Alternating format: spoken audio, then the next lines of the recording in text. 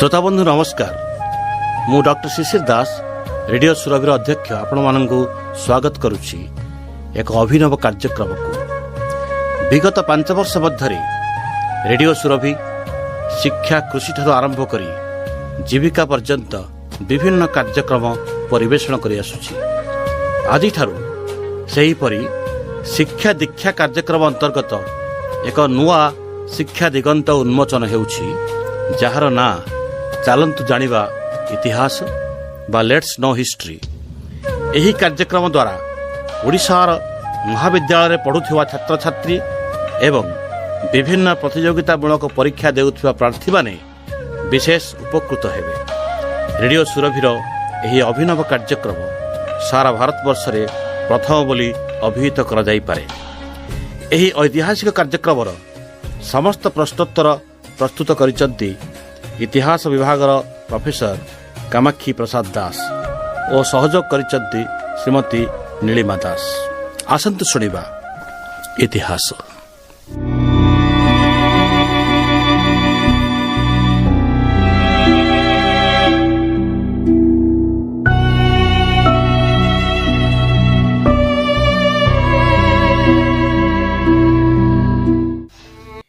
नमस्कार। कोरापुट सरकारी महाविद्यालयर अवसर प्राप्त इतिहास विभागीय मुख्य तथा जातीय दृष्टिबाधित संघ ओडिशा शाखार अवैतनिक इनक्लूसिव शिक्षा निर्देशक प्रोफेसर कामाक्षी प्रसाद दास महोदयंकर लेट्स नो हिस्ट्री बा चलतु जानिबा इतिहास माध्यमरे छात्र छात्री मानक पई झरी आसीथिबा सीबीसीएस पाठ्यखसड़ा संबलित संक्षिप्त प्रश्नोत्तर कार्यक्रम उपस्थापन मु नीलिमा दास आपण मानकु स्वागत करुचे। आज आमे सुनिबा समाज उपरे नौटंकीर प्रभाव संपर्क रे।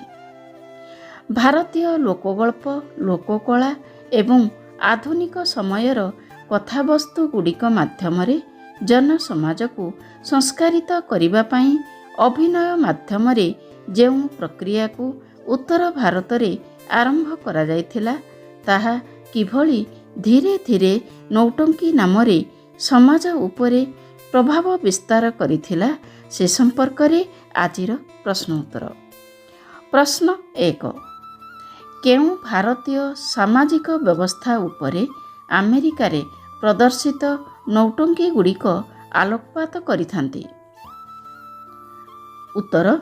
अमेरिका रे भारतीय पुरुष व्यक्ति माने भारत रे विवाहित धर्मपत्नी को परित्याग पूर्वक किभली अमेरिकीय समाज रे अन्य एक पत्नी ग्रहण करी अथवा एक बांधवी सहित किभली जीवन यापन करिथांती से संपर्क रे आलोकपात करिथांती। प्रश्न 2। मिशन सुहानी नौटंकी काहींकी जनमानस को आकर्षित करे? उत्तर। एही नौटंकी माध्यमरे विश्वर बहु गुरुत्वपूर्ण सामाजिक घटना गुड़ी को लोकलोचन को आसी पारिथिबा कारणरू। प्रश्न 3। नौटंकी गुड़िक काहींकी विशेष भावरे समाज रे लोकादृत हो जाइथिला? उत्तर।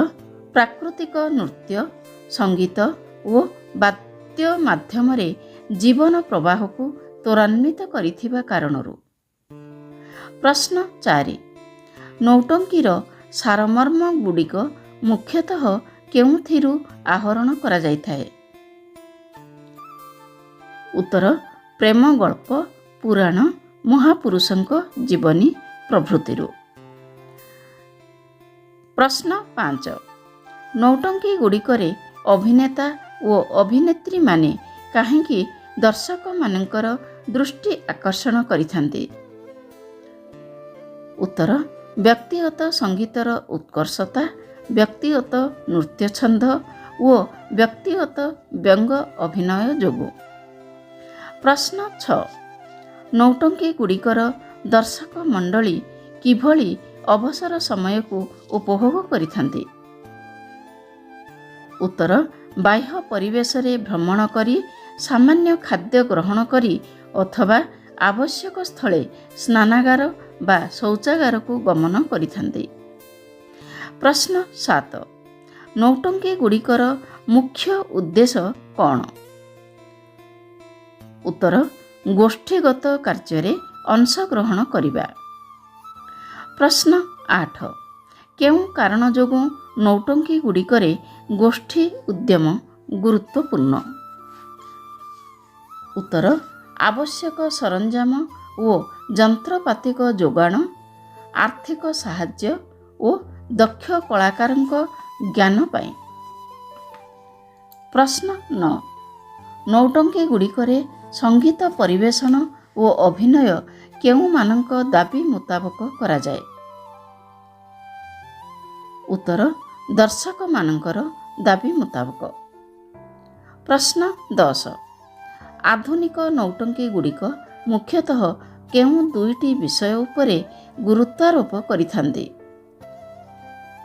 ଉତ୍ତର କାଳ୍ପନିକ କାହାଣୀ ଏବଂ ସିନେମା ଜଗତର ବାସ୍ତବିକତାକୁ ନେଇ କଥୋପକଥନର ପ୍ରସାରଣ ଉପରେ। ପ୍ରଶ୍ନ 11. କେଉଁ କାରଣ ଯୋଗୁଁ ନୌଟଙ୍କି ଗୁଡ଼ିକ ଭାରତର ପ୍ରତ୍ୟେକ ଦେଶର ଲୋକମାନଙ୍କ ପାଇଁ ଲୋକପ୍ରିୟ ହୋଇଥିଲା?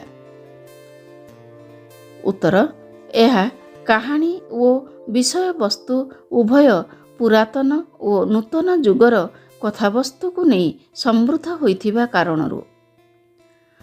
ପ୍ରଶ୍ନ 12. ନୌଟଙ୍କି ଗୁଡ଼ିକ କେଉଁ କାରଣ ଯୋଗୁଁ ଭାରତୀୟ ଯୁବଶକ୍ତିକୁ ପ୍ରଭାବିତ କରିଥିବା ଜଣାଯାଏ? ଉତ୍ତର ଏହାର ବିଷୟବସ୍ତୁ ଗୁଡ଼ିକରେ ପ୍ରବାସୀ ଦେଶୀୟ ଶାସନ ବିରୁଦ୍ଧରେ ବିରୋଧ ପ୍ରତିପାଦିତ କରାଯାଇଥିବା କାରଣରୁ। ପ୍ରଶ୍ନ 13.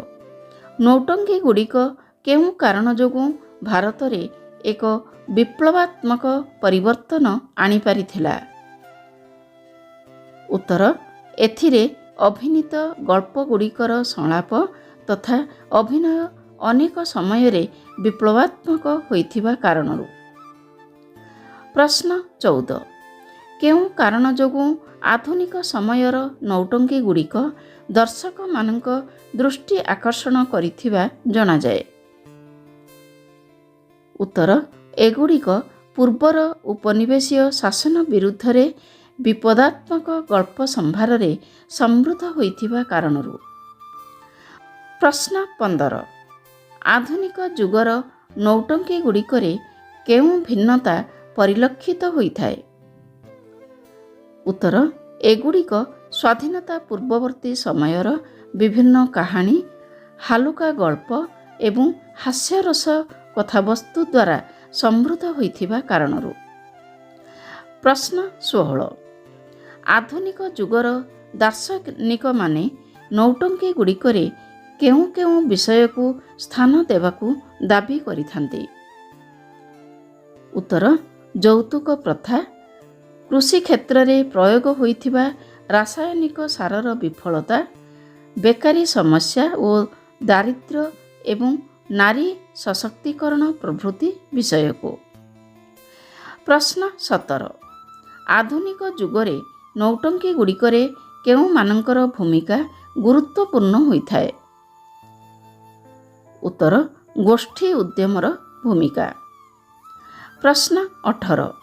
କେଉଁ ପରିସ୍ଥିତିରେ ନୌଟଙ୍କି ଗୁଡ଼ିକ ଲୋକପ୍ରିୟତା ହରାଇଥାଏ? ଉତ୍ତର ଗଳ୍ପ ଗୁଡ଼ିକ ଲୋକ କଥାକୁ ନେଇ ସମୃଦ୍ଧ ନ ହୋଇଥିବା ସମୟରେ। ପ୍ରଶ୍ନ 19. କେଉଁ କାରଣ ଯୋଗୁଁ ନୌଟଙ୍କି ଗୁଡ଼ିକ ଅଧୁନା ବିପଦର କାରଣ ବୋଲି ମନେହୁଏ? ଉତ୍ତର ଆଧୁନିକ ମଣିଷର କଥାବସ୍ତୁ ଉପରେ ଏହା ପର୍ଯ୍ୟବେସିତ ନ ହୋଇ ପୂର୍ବ କଥା ପୌରାଣିକ କାହାଣୀକୁ ନେଇ ସମୃଦ୍ଧ ହୋଇଥିବା କାରଣରୁ। ପ୍ରଶ୍ନ 20. ନୌଟଙ୍କି ଆଧୁନିକ ଯୁଗରେ କିଭଳି ଲୋକପ୍ରିୟତା ଅର୍ଜନ କରିପାରିବ?